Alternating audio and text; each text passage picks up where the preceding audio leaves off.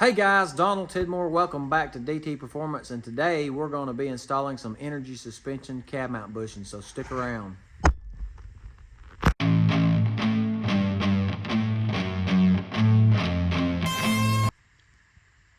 Alright guys, as you can see we have laid out on the table here our energy suspension cab mount bushings. These are part number 3.4130R for red, and it also has a 1132223 part number. I'll put the link to this where I got these in the description, but I'll also put a link to the black ones if you'd like black. I got these because I think with the black hardware and the red it's going to really look good if you ever get on the truck to see it. But anyway, I have POR 15 and painted all of my brackets. And I didn't see a video on YouTube that showed how all of these body mount brackets stack in there. So I'm going to show you how to put these bushings back in. It's going to be a lot easier for me, of course, because I've got my truck is setting up on jack stands. But I'll walk you through how to get them all off and out and back in there. But before we get into the video, I want to show you guys something that I did, get your opinion. So I went back and forth with undercoating and what I was going to do underneath the truck, and I finally decided, I'm going to take you guys under the truck, I finally decided that I wanted to paint instead of undercoat. I don't live in the Rust Belt, so I just went under here and scuffed it with Scotch-Brite pad, cleaned it up with some lacquer thinner, and then went back over with wax and grease remover, and I just give it a good coat of paint. What's your opinion on that, guys? I like it. It had factory primer, and eventually, when we get to ready to put the bed back on, I'm going to do this to the bed as well. You can see it still has just the factory primer. If you'll notice what I got going on here, I got some good content coming for you guys. I'm hoping the rear end will come in soon. We've got the 2-inch lowering blocks. Ordered some U-bolts, 3-inch U-bolts for the 9-inch rear end from Speedway. And then, this is going to be a surprise. My sending unit and my fuel tank rotted. These lines were rotted. And I searched all over the internet, and I'd seen guys putting different fittings on these. But I found these metric to AN fittings. And I will, in the next couple of videos, I'm going to disassemble the fuel tank. We're going to put the Walbro 255 fuel pump on this sending unit and get it in the tank. But for now, let's go ahead and get started. Let me get you set up. We'll get these cab mount bushings put under the truck, and we'll probably make just a short video today.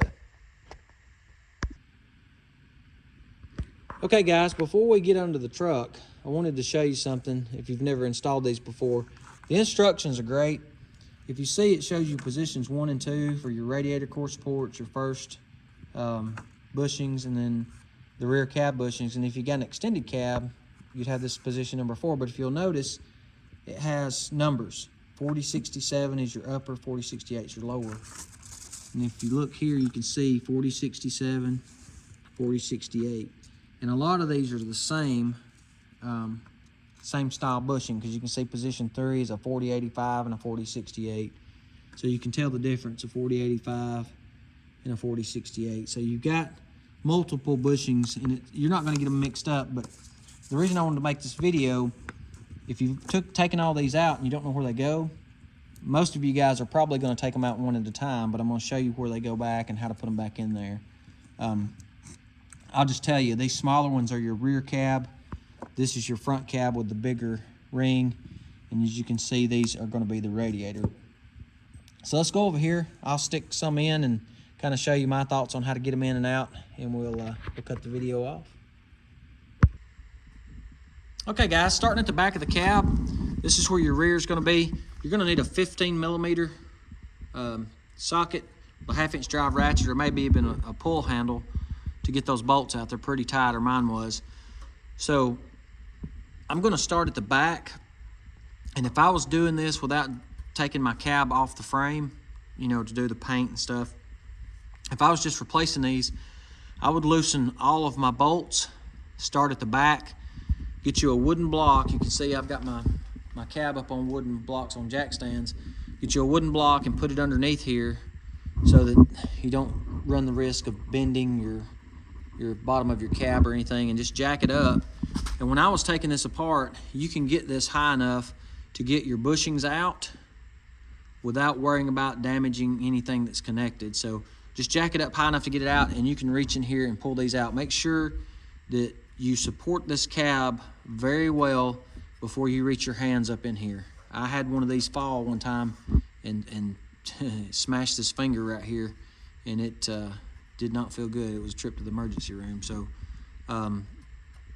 make sure that you've got something underneath this when you stick your hands under the cab, not just a jack. Put something else, maybe a block of wood on the frame to hold it up while your hands are underneath here. I've got mine on jack stands. It's not going anywhere, but let's go ahead and stick the bushing in here. I'll show you how it goes in. I'll get you set up where you can see it. We'll get the rest of them in, and we will lower the cab back down and finish out the video. Okay guys, so the way the rear mount's gonna go on, and this is gonna be your upper mount with the smaller ring. Your front cab mount has the larger ring. You can see how this is beveled in the bottom, and this recess is gonna go on here just like this and set down inside this hole. Now when we get to the bottom, you can see how this is flat and this has a bevel on it. So on the bottom, it's going to set with the bevel inside of this ring, and we will sandwich it under here just like that. Run our bolt through, up into the cab, and that's going to be your rears. All right, so let me get the rears put on. We'll start lowering this down, and I'll show you how to do the fronts.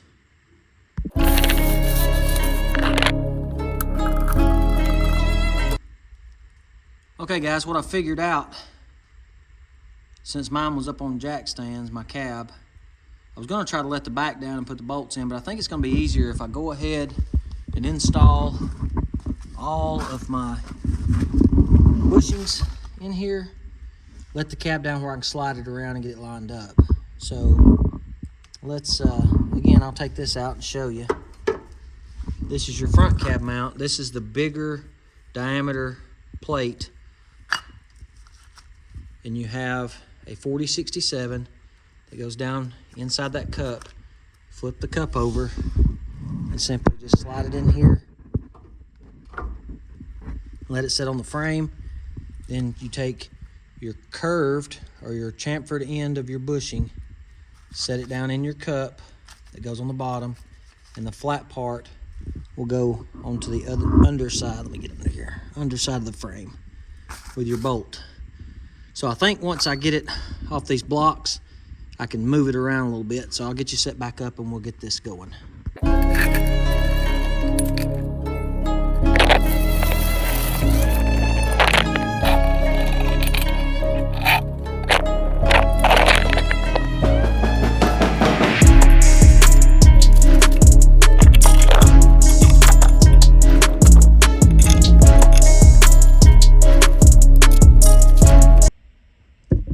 Okay guys, I got all four corners of the cab done.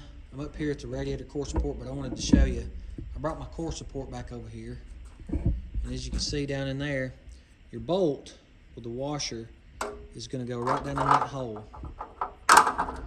Just like that. And I'll take you over here to the truck and show you how the bushings stack together. So, focus for me. There we go. So you take your top mount, and again, the cutout is going to go to the cup, just like that. This is going to set down inside of the frame. This bolt will go through your radiator core support. Pinch your radiator core support in between this cup and the radiator core support. Again, remember your beveled edge goes to the bottom of the cup. Underneath, put your bolt through, your nut, tighten it up.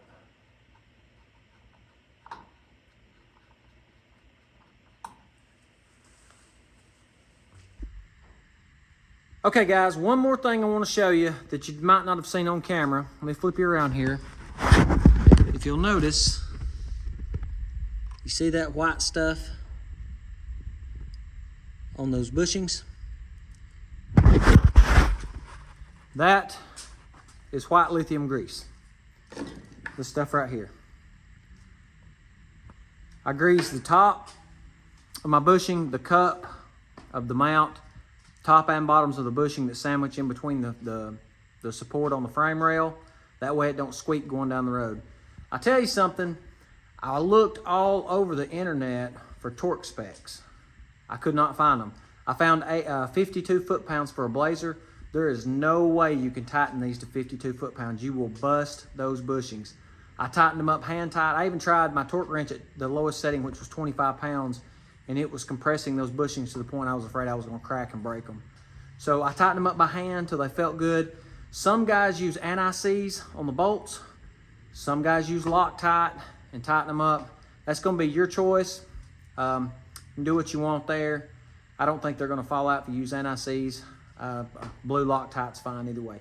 Anyway, sorry I didn't have real world experience or photos and videos here, guys, of the truck being set down just like what you might have.